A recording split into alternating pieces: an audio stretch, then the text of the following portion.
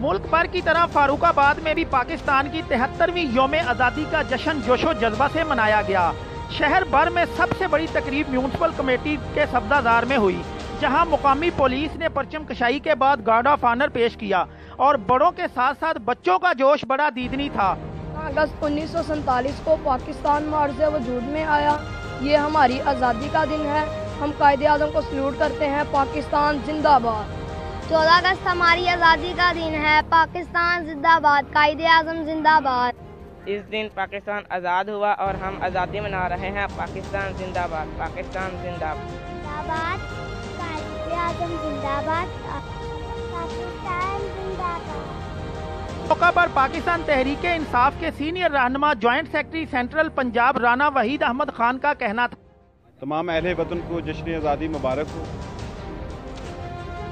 पाकिस्तान की अज़मत, हुर्मत, तक़द्दुस के लिए हम वक्त तैयार हैं।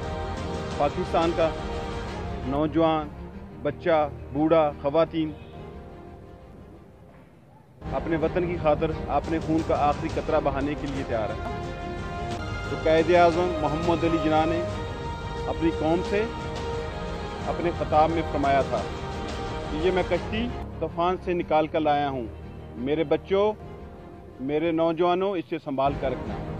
कायदे आज़म के बाद अगर किसी ने शख्स ने पाकिस्तान के लिए आवाज़ बुलंद की है, उसको मजबूत करने की कोशिश की है, उस मर्द कलंदर का नाम है इमरान खान, जो हमारे प्राइम मिनिस्टर। आज़ादी के पुरमसरत मौका पर चीफ ऑफिसर बल्दिया जवेद अहमद चौहान ने कहा, पाकिस्तानियों को इस पाकिस्तान के 73 में यौम आज़ादी के मौके पर मुबारकबाद पेश करता हूँ।